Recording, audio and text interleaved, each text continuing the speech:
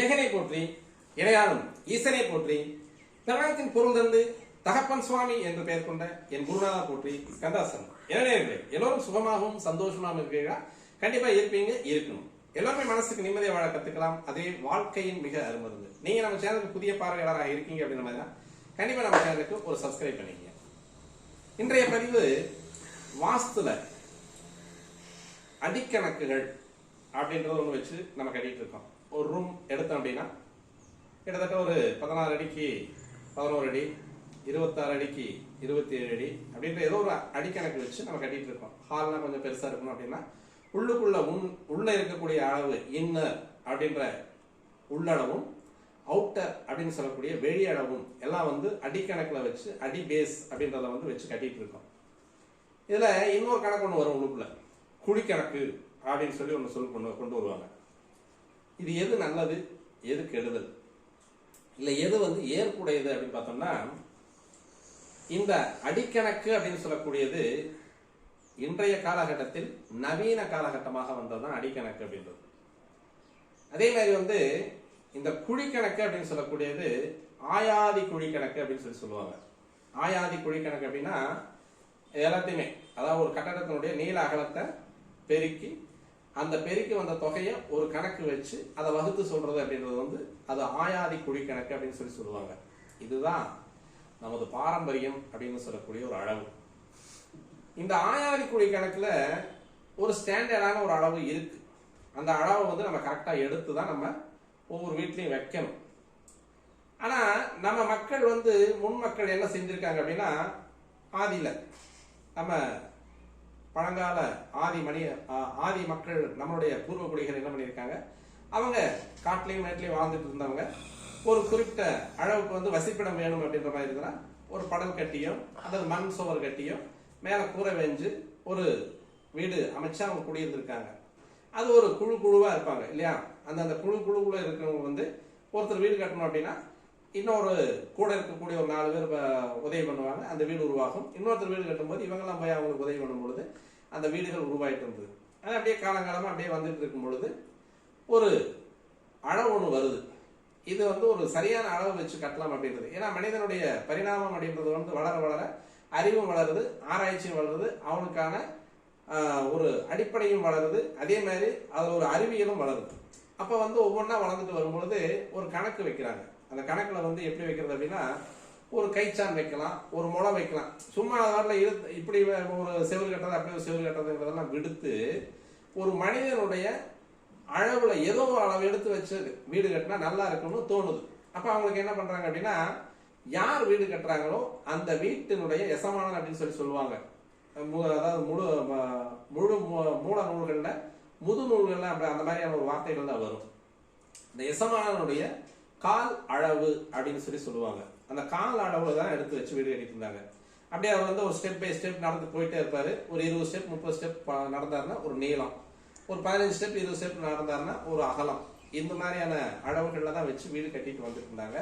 அப்ப இந்த கால் கணக்கு அப்படின்றது வந்து எப்படி சரியா வருது அல்லது வரல அப்படின்றத நம்ம பார்த்தோம் அப்படின்னா, ஒரு வீடு அப்படின்னு சொல்லக்கூடியது மண் வீடாக இருக்கும் பொழுது, ஓலை குடிசையா இருக்கும்போது அது ஒரே ஒரு தலைமுறை, அதாவது அது யார் கட்டுறாங்களோ ஒரு 20 வருஷம் இருக்கும், ஒரு 22 வருஷம் இருக்கும், 10 வருஷம் இருக்கும், 15 வருஷம் இருக்கும். அப்புறம் சூறாவளி புயல் அப்படின்றதெல்லாம் வந்தது அப்படின்னா அது அழிஞ்சு போயிடும்.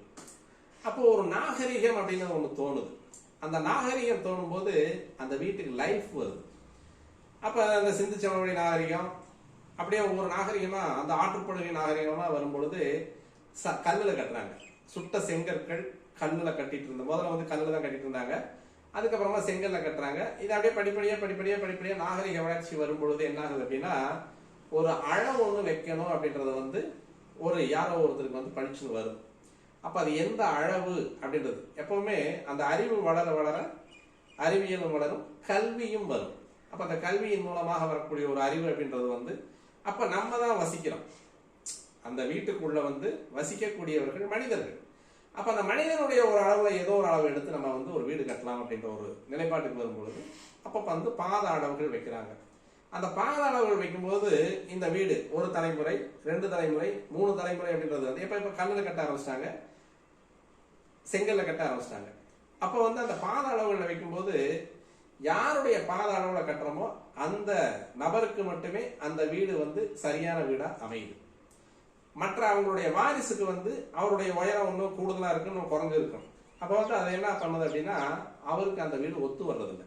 அப்போ அந்த வீடெல்லாம் அப்படியே தேக்கமாகி பாழடைஞ்ச வீடுகளாக போயிட்டு இருக்காங்க. புதுசாக வந்து அவங்க வந்து அவருடைய வாழ்விடத்தை மாற்றிட்டு போகக்கூடிய ஒரு காலச்சூழ்நிலை வருதுங்கிறதுனால அப்புறம் நல்ல அறிவியல் வளர்ந்ததுக்கு பின்னால அந்த மனிதன் யோசிக்கிறான், நாம இருக்கக்கூடிய வசிப்பிடத்தை நமது உருவத்திற்கு இருக்கக்கூடிய அமைப்புல பொதுவா ஒரு அளவு, அதாவது வந்து ஆவரேஜா மனிதர்களுடைய உயரம் எவ்வளவு இருக்கு அப்படிங்கிறத ஒரு கணக்கு எடுக்கிறான். ஆவரேஜுக்கு கீழே ஆவரேஜுக்கு மேல அப்படின்றத இருக்கும்போது ஆவரேஜ் அப்படின்றது வந்து 80% வந்து அவனுக்கு ஒத்து வருது. அப்ப அந்த ஒத்து வரக்கூடிய அளவு அப்படின்றது தான் இந்த ஆயக்கணக்கு அப்படின்னு சொல்லக்கூடிய ஆயாதி குழி கணக்கு அப்படின்றது. அப்ப என்ன பண்றான்னா பாதத்திலிருந்து வர்றான், பாதத்திலிருந்து வெளியே வந்து கைச்சான் அளவு அப்படின்றது வரலாம். கைச்சான் அளவு, கை முழ அளவு அப்படின்றது இல்லை வந்து ஒரு விரல் அளவு அப்படின்னு சொல்லக்கூடியது. இந்த விரற்கரை அப்படின்னு சொல்லக்கூடியதுதான் இந்த விரலை வச்சு இப்படி வச்சாங்கன்னா 3/4 இன்ச், இப்படி வச்சாங்கன்னா இந்த மோதிர விரலுக்கும் இந்த கட்டை விரலுக்கும் இருக்கக்கூடியது, அதாவது வந்து அந்த பெருவிரலுக்கும் மோதிர விரலுக்கும் இருக்கக்கூடிய டிஸ்டன்ஸ் அப்படின்றது வந்து இன்றைய நவீன கால அளவுக்கு வந்து 8.5 இன்ச்.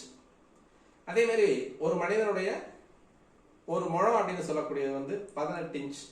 அதாவது வந்து இது ஆவரேஜ் இருக்கக்கூடியது. கொஞ்சம் உயரமா இருக்கிறவங்களுக்கு வந்து 19 இன்ச் வரும்.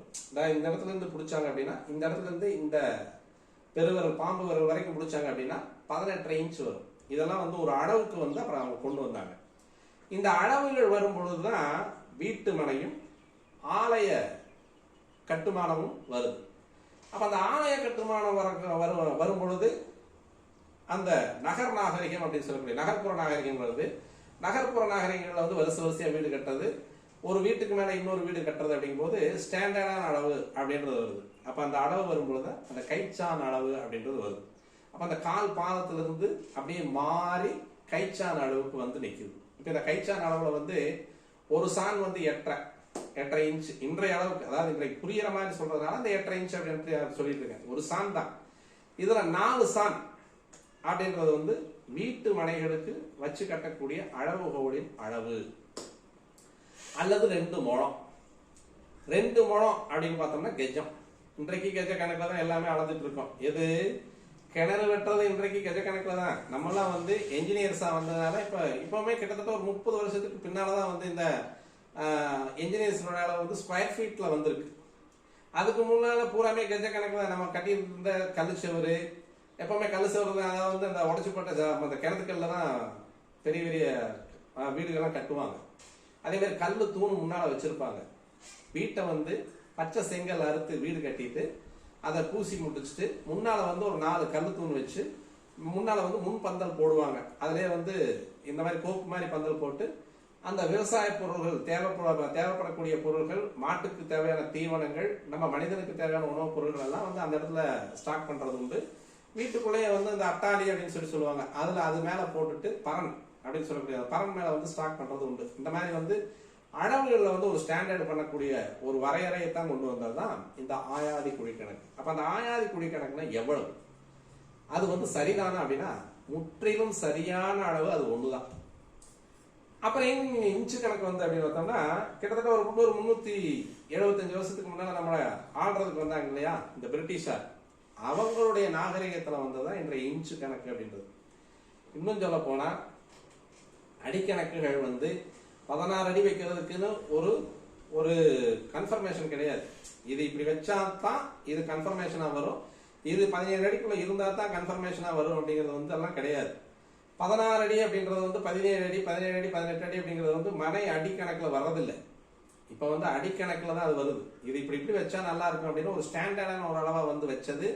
இன்றைக்கு கட்டிட்டு இருக்கக்கூடிய வீட்டினுடைய அளவுகள் வந்தது வந்து எந்த அளவு அப்படின்னு பார்த்தோம்னா பிரிட்டிஷ் அரசாங்கத்துக்கு பின்னால வந்த அளவு. இது வந்து அமெரிக்காவில் இருக்கிறது. அதே மாதிரி வந்து பிரிட்டிஷாரால் கொண்டு வரப்பட்ட அளவு அப்படின்றது தான் இது வந்து மெட்ரிக் மெத்தட்ல வரக்கூடிய அளவு அப்படின்றது வந்து 1 இன்ச் அப்படின்றது. இந்த 1 இன்ச் அப்படின்னு சொல்லக்கூடியது 25.4 மில்லி மீட்டர் அப்படின்னு சொல்லக்கூடிய அளவு. இந்த 1 இன்ச்சுங்கிறது வந்து 25.4 மில்லி மீட்டர் சேர்ந்த 1 இன்ச்சு. இந்த இன்ச்சை வந்து 12 இன்ச்சு சேர்ந்ததான் 1 அடி. அந்த 1 அடியில தான் நீங்க வந்து இன்னைக்கு வீடு கட்டிட்டு இருக்கீங்க. 16 அடி நீளம், 17 அடி நீளம், 16 அடி நீளம் 21 அடி அகலம். இப்படி இந்த மாதிரி வந்து இன்றைக்கு வச்சுட்டு இருக்கிறது வந்து பிரிட்டிஷாரின் முறைப்படி வரக்கூடிய அடி அளவுகள் தான் இன்னைக்கு நீங்க வச்சுட்டு இருக்கிறீங்க. நமது அளவுகள் அப்படின்னு சொல்லி பார்த்தோம்னா இந்த ஆயாதி குழி கணக்கு அப்படின்னு சொல்லக்கூடியதான் நம்மளுடைய பாரம்பரியம் அப்படின்னு சொல்லக்கூடியது. இப்ப ரெண்டையுமே மேட்ச் பண்ணி கொண்டு வந்துடுறாங்க. பல வாஸ்து வல்லுநர்கள் என்ன பண்றாங்க அப்படின்னா ரெண்டு அளவையுமே வந்து மேட்ச் பண்ணி ஒரு வீட்டுக்குள்ள வந்து கரெக்டா இருக்கிற மாதிரியான அளவுகளை கொண்டு வந்துடுறாங்க. இது மிக மிக உன்னதமான ஒரு அமைப்பு. அதனால அந்த குழி கணக்குல வந்து இன்னுமே சில வாஸ்து நிபுணர்களுக்கு இல்ல என்ன மாதிரி இருக்கிறவங்களுக்கு வந்து சில சில சந்தேகங்கள் நிறைய இருக்கு. ஒருத்தருக்கு வந்து 36 அப்படின்னு சொல்லி சொல்ற மாதிரியான ஒரு அளவு வச்சிருக்காங்க.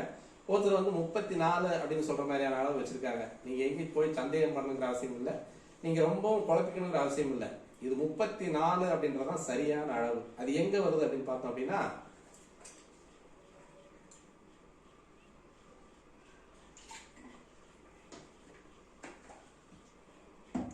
நம்ம மனுஷங்க வந்து முதல்ல பாதத்துல அளந்துட்டு இருந்தாங்க.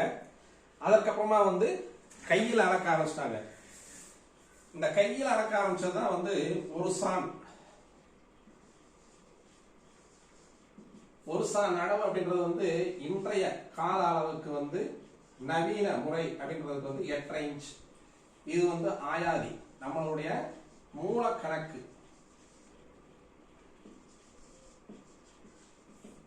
இது வந்து நவீன கணக்கு. இதுதான் வித்தியாசம். நீங்க நார்மலா ஒரு 5.5 அடி அல்லது 5.25 அடி 5.25 அடி இருக்கிறவங்களுடைய கை எடுத்து அதை ஒரு சான் அப்படின்னு சொல்லி நம்ம வச்சோம் அப்படின்னா இன்றைக்கு இருக்கக்கூடிய இன்ச் டேப்ல வரக்கூடிய அளவுன்றது வந்து 8.5 இன்ச் வரும். அப்ப அந்த 8.5 இன்ச் அப்படின்றது வந்து ஒரு சான். இதுல வந்து 4 சான் வந்தது அப்படின்னா 4 இன்ட்டு 8.5 4 × 32 4 34 இன்ச் அப்படிங்கறதா அந்த குழி கணக்கினுடைய ஒரு பகுதி நீளம். அப்ப இந்த ஒரு பகுதி நீளம் வந்து 34 இன்ச்சு. 4 பகுதி நீளம் அப்படின்றது வந்து 34 × 34 1156 எண்ணம் அப்படின்றது வரும். அப்ப 4 சான் வச்சா அந்த 34 இன்ச்சு 34 இன்ச்சு 34 அப்படின்றது வந்து 1186 பெருக்கல்ல வரும். இந்த 1156 எங்க பெரியவங்க எல்லாம் என்ன சொல்லுவாங்க அப்படின்னா இது ஒரு சிதம்பர கணக்கு அப்படின்னு சொல்லி சொல்லுவாங்க. ஏன்னா அவங்களுக்கு வந்து படிச்சிருக்காங்க நிறைய வந்து இந்த வாஸ்துல வந்து கரண்ட மனுஷங்களா தான் இருந்திருக்காங்க. அதனால அதுல வந்து எனக்கு தாத்தா அப்படின்றவர் வந்து அவர் என்ன சொல்லியிருப்பாரு, எங்க அப்பாவுக்கு சொல்லி கொடுக்கும்போது சிதம்பர கணக்கா வச்சுக்க. ஏன்னா இதனுடைய பகுத்து சொல்லக்கூடிய அளவுகளை வந்து அவங்க எடுத்து சொல்லாம இது ஒரு முழுமையா ஒரு கணக்கா வச்சுக்க, நீ பாட்டு வேலைப்பாரு அப்படின்னு இருந்திருக்காங்க. அப்ப இந்த 34 அப்படின்றதான் உண்மையான ஆயாதி கணக்கு, ஆயாதி குழி கணக்கு வரக்கூடிய இன்ச்சஸ் அப்படின்னு சொல்லக்கூடியது. அப்ப இந்த 34 × 34 ஈக்குவல் டு 1156 அதை சிதம்பர கணக்குன்னு சொல்லுவாங்க. அதை வந்து இப்போ நம்மளுடைய அடிக்கணக்கில் கன்வெர்ட் பண்ணோம் அப்படின்னா 8.02 இன்ச்சஸ். இதுதாங்க அந்த குழி கணக்கினுடைய முழு அளவு. இது வேற ஒண்ணும் கிடையாது. அப்ப இது வந்து வீட்டு மனைகளுக்கு இந்த மாதிரியான அளவுகள் வச்சுட்டு இருந்தாங்க. கோவில்கள் அப்படின்னு சொல்லக்கூடிய இருக்கு. இன்றைக்கு பிரம்மாண்டமாக நமக்கு சாட்சியா நிற்கக்கூடிய தஞ்சை பெரிய கோவில் அப்படின்னு சொல்லக்கூடியது. இது வந்து ஒவ்வொரு கோவிலுக்கும் ஒவ்வொரு ஆகமம் இருக்கு. ஒவ்வொரு கோவிலுக்கும் ஒவ்வொரு ஆகமம் இருக்கு. அந்த ஆகமம் அப்படின்னு சொல்லக்கூடியது அந்த கதிர்வீச்சுக்களுடைய அமைப்பை பொறுத்து ஒவ்வொரு கோவிலையும் ஒவ்வொரு அளவு இருக்கு. இன்றைக்கு தஞ்சை பெரிய கோவில்ல வந்து இது 4 சான் கொண்டது அளவு வந்து நமக்கு குடிமக்களுக்கும் பொதுமக்களுக்கும் இறைவனுக்கு படைத்தது அப்படின்றது வந்து அது பிரம்மாண்டம் அப்படின்னு சொன்னதுனால 5 சான் வச்சு அவர் வந்து அவருடைய அளவுகள் வச்சிருப்பார். ராஜராஜ குஞ்சரமல்ல பெருந்தச்சன் அப்படின்னு சொல்லக்கூடியவர் அவரு தான் வந்து அதனுடைய தலைமை சிற்பி. அந்த கோவிலை வந்து கட்டமைப்பு அப்படின்னு சொல்லக்கூடிய அந்த கட்டுமானத்தை நிர்ணயித்தவர். அந்த கட்டுமானத்தை கொடுத்தவர் அப்படின்றது வந்து ராஜராஜ குஞ்சரமல்ல பெருந்தச்சன் அப்படின்னு சொல்லக்கூடியவர் தான். அதுக்கு அளவே வேற. அது அந்த தனியான அந்த ராஜராஜன் கட்டின அந்த தஞ்சை பெரிய கோவிலுடைய வரலாறுலயே வருது. அதே மாதிரி எங்களுடைய சிற்பசாஸ்திர நூல் அப்படின்னு சொல்லக்கூடிய சிற்பசாஸ்திரங்கள் கோவிலுக்கான சிற்பசாஸ்திர ஆக நூல்களை நாங்கள் எடுத்து படிக்கும் பொழுது எனக்கு அதில் வந்து அது அந்த ராஜராஜ குஞ்சரமல்ல பெருந்தச்சன் அப்படின்னு சொல்லக்கூடியவர் என்ன பண்ணியிருக்காரு அப்படின்னா அதுக்குன்னு தனியாக ஒரு ஸ்கேல் ஒன்று வச்சிருக்காரு. அப்போ ஒவ்வொன்றுக்கும் ஒவ்வொரு ஸ்கேல் வச்சுட்டு போயிருக்காங்க அப்படின்றத பார்க்கும்போது அப்ப இந்த வீட்டுகளில் இருக்கக்கூடிய அடி அளவுகள்ல கொஞ்சம் கொஞ்சம் மாறின ஒரு பெரிய வித்தியாசம் வந்துடாது அப்படிங்கிறதா இது சொல்லக்கூடிய ஒரு மிகப்பெரிய உண்மை. அப்ப கோவில் அப்படின்னு சொல்லக்கூடியதற்கு அளவுகள் ஒரு மாதிரி இருக்கும், வீடு அப்படின்னு சொல்லக்கூடியதற்கு அளவுகள் ஒரு மாதிரி இருக்கும். எப்பவுமே ஒரு வீட்டுல ஒரு ரூம் வந்து சதுரமாக வரக்கூடாது. சதுரமா வந்தது அப்படின்னா அது வந்து கோவிலுடைய கர்ப்ப கிரகத்தை குறிக்கக்கூடிய ஒரு அமைப்பா போயிடும். அப்ப அந்த இடத்த வந்து நம்ம மெயின்டைன் பண்ண முடியாது. அப்ப அந்த வீடு வந்து ஏதோ ஒரு விஷயத்துல ஏதோ ஒரு காலத்தில் அந்த வீட்டினுடைய ஓனருக்கோ அல்ல வீட்டுல வசிக்கக்கூடியவங்களுக்கோ நேர காலங்கள் சரியில்லாம வந்து, எப்பவுமே நான் எல்லா வீடியோக்களையும் சொல்ற மாதிரி தான், அந்த நேர காலங்கள் சரியில்லை அப்படின்னா கண்டிப்பா வந்து வாஸ்து அப்படின்னு மெதுவாக எந்திரிச்சு பேச ஆரம்பிச்சிடும் அப்படின்னு சொல்றது. அப்போ அந்த 8க்கு 8 ரூம், 10க்கு 10 ரூம், 16க்கு 16 ஹாலு, 21க்கு 21 ஹால் இந்த மாதிரி எல்லாம் வைக்கக்கூடாது. ஒண்ணு ஏதோ ஒரு பக்கம் நீளம் இருக்கணும். நீளம் அகலம் வந்து வரணுமே ஒழிய அந்த நீள அகலம் ரெண்டும் ஒரே மாதிரி வரக்கூடாது.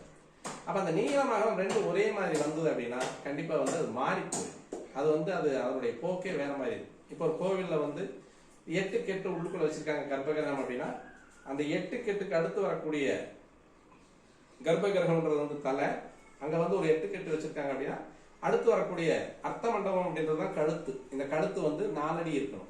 இந்த கழுத்தினுடைய நீளம் 4 அடி இருக்கணும். அதான் அர்த்த மண்டபத்தினுடைய அடுத்த நீளம் 4 அடி இருக்கணும்.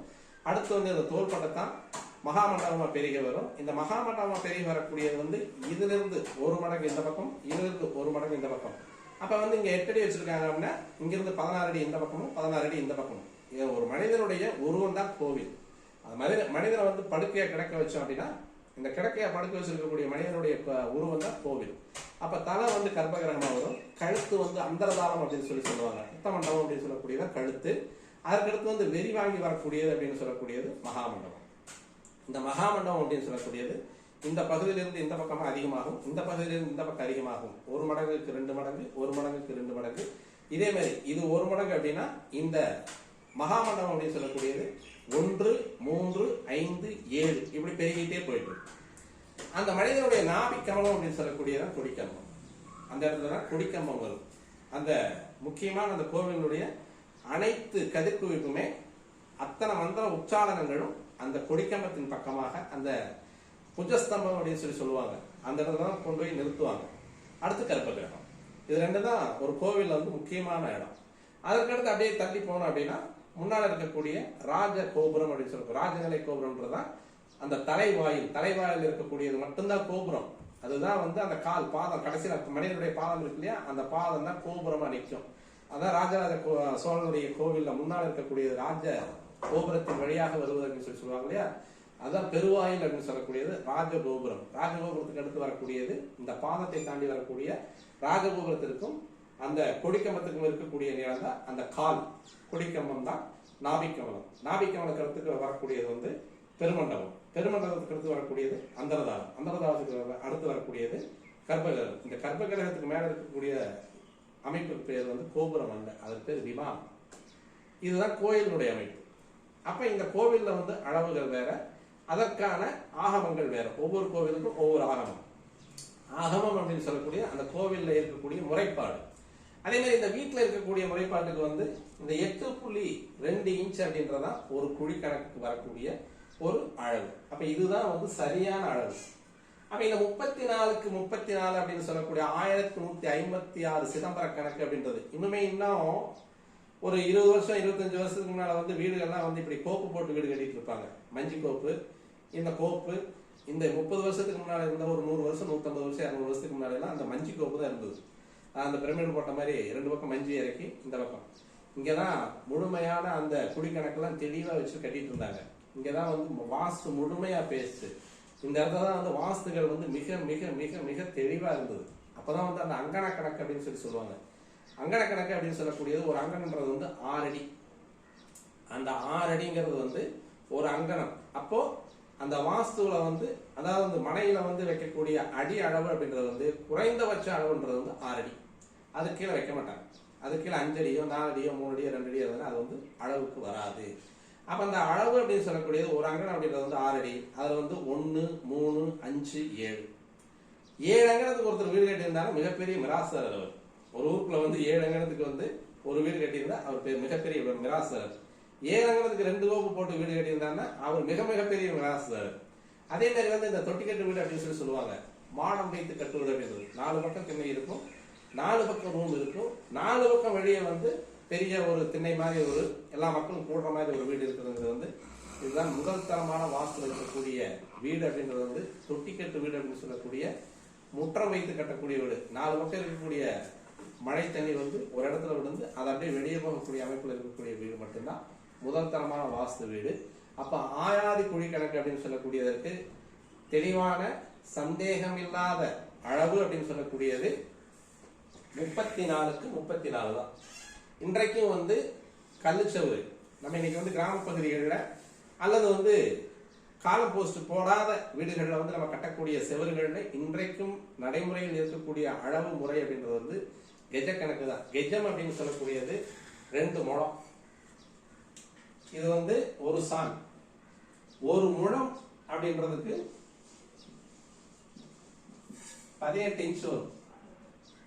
கொஞ்சம் குட்டையா இருந்தா 17 இன்ச் வரும், கொஞ்சம் உயரமா இருந்ததுன்னா 18 19 வரும். அதனால ஆவரேஜா எடுத்து இந்த 18 இன்ச் வச்சுட்டாங்க. என் கைக்கெல்லாம் கிட்டத்தட்ட 18 இன்ச் வரும். இதுல 2 முழம் போட்டோம் அப்படின்னா 36 இன்ச். இன்றைக்கு வரைக்கும் நடைமுறையில் இருக்கக்கூடிய கெஜ கணக்குக்கு அளவு வந்து 36 தான். அப்போ ஒரு கெஜம் அப்படின்றது வந்து இப்படி ஒரு 36, இப்படி ஒரு 36, இப்படி ஒரு 36, இப்படி ஒரு 36. இன்றைக்கு கிணறு வெட்டுறவங்க எல்லாம் பூரா இந்த 36 கெஜ கணக்கு தான் வெட்டிட்டு இருக்காங்க. இதை வந்து கனகஜம். இந்த கனகஜத்துல வெட்டுறதுதான் குழி. அதாவது வந்து அந்த கிணறு வெட்டுறத வந்து இன்னைக்கே வந்து கெஜ கணக்கு தான் வெட்டிட்டு இருக்காங்க. அப்ப அந்த ஆயாதி குழி கணக்கு அப்படின்னு சொல்லக்கூடியதுல வந்து ஆயாதி குழி கணக்குக்கு 34 × 34 இன்ட்டு 34 × 34 ஈக்குவல் டு 1156. அதை வந்து இன்றைய நவீன கணக்குக்கு வந்து 12 × 12. இன்றைய நவீன கணக்கு அதாவது 1156. இன்றைய நவீன கணக்கு வந்து 12 × 12. அதாவது நீளத்துல 12, அகலத்துல 12. இந்த 12 144 வகுத்தோம் அப்படின்னா இந்த விட இதுதான் வந்து குழி கணக்கு அப்படின்றது 8.2. இதை நீங்க எந்த அளவுக்கு விஸ்தீர்ணத்துல வந்து நீங்க வீடு கட்டுறீங்களோ அந்த விஸ்தீர்ணத்துக்கு தகுந்த மாதிரி நீள அகலங்களை வந்து அளந்து அதை பெருக்கி அதுல வரக்கூடிய அளவை வந்து இந்த 8.2 நீங்க வகுத்து வந்தீங்கன்னா உங்க வீட்டினுடைய குழி கணக்கு எவ்வளவு உங்களுக்கு தெரிஞ்சு போயிடும். இது வந்து உதாரணமா வந்து இப்ப நம்ம ஒரு குழி கணக்கு போடுவோம்.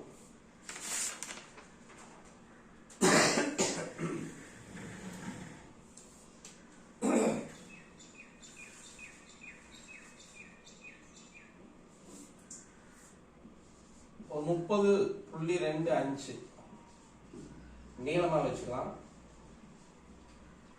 33.25 அகலமா வச்சுக்கலாம்.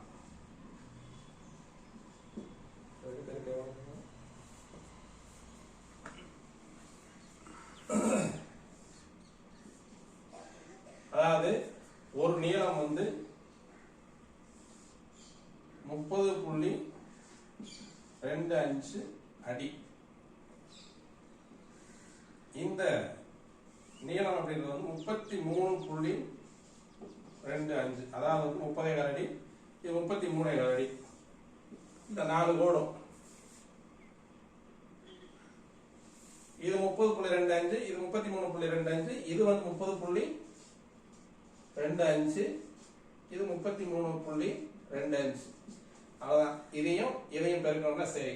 அப்போ 30.25 இன்ட்டு 33.25 ஈக்குவல் டு 1005.8125 வரும்.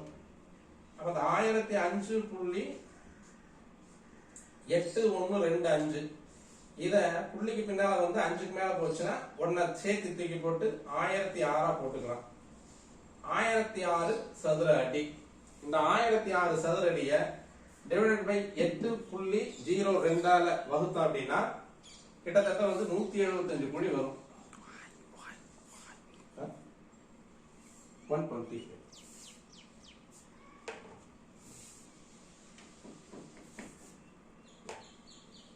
125 குழி வரும்.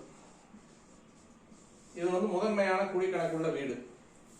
இது வந்து பசுமனை அப்படின்னு சொல்லக்கூடிய அமைப்புல வரும். இதெல்லாம் இந்த பசுமனை, யானை மனை, குதிரை மனை இதெல்லாம் வந்து இன்னொரு வீடியோல பாத்துக்கலாம். இந்த குழி கணக்கு அப்படின்னு சொல்லக்கூடியது இதுதான். அதாவது ஒரு சாணுக்கு வரக்கூடிய 8.5, 4 சான் சேர்ந்தது வந்து 34 இன்ச்சு. 34 × 34 1156. 1156 இன்றைய நவீன கணக்குல வந்து 12 × 12 = 144 வகுத்து வந்தது 8.02. அந்த 8.02 தான் குழி கணக்கு. ஒரு குழி கணக்கு வரக்கூடிய இன்ச்சஸ் அளவு. அதை இப்ப வந்து நவீன கணக்குல வந்து ஒரு 30 அடி 30 அடி நீளமும் 33 அடி அகலமும் உள்ள ஒரு வீட்டுக்கு நம்ம வந்து வகுத்து பார்த்தோம் அப்படின்னா 1006 சதுர அடி வருது. அந்த 1006 சதுர அடியை வந்து இந்த 8.02 வகுத்தல் 8.02 வகுத்தோம் அப்படின்னா இங்க வரக்கூடியது 125 குழி. இந்த 125 குழிக்கு வரக்கூடியது இந்த வீடாகப்பட்டது பசுமனை அப்படின்னு சொல்லக்கூடிய வீடா இருக்கும். இது வந்து நல்ல ஒரு உயர்தரமான அமைப்பை கொண்ட வீடு அப்படின்றத நம்ம சொல்லிக்கலாம். இதுதான் இந்த ஆயாதி குழி கணக்கு அப்படின்றது வந்து தெளிவா சந்தேகம் எல்லாம் புரிஞ்சுங்க. மீதி அடுத்தடுத்து வரக்கூடியதுல வந்து பசுமனை என்ன, மனைகளுடைய வகைப்பாடு என்னென்ன, இதுல வந்து லாப நட்ட கணக்கு, நட்சத்திர கணக்கு, ஆயுள் கணக்கு எல்லாமே போட்டு ஒவ்வொரு வீடியோ நான் கொடுத்துட்டு இருக்கேன். இப்ப இந்த வீடியோ வந்து இந்த ஆயாதி குழி கணக்கான அளவுகள் அப்படின்றத வந்து தெளிவா பார்த்துட்டீங்கன்னா போதும். நன்றி, வணக்கம். மீண்டும் நல்லதொரு வீடியோவை சந்திக்கலாம்.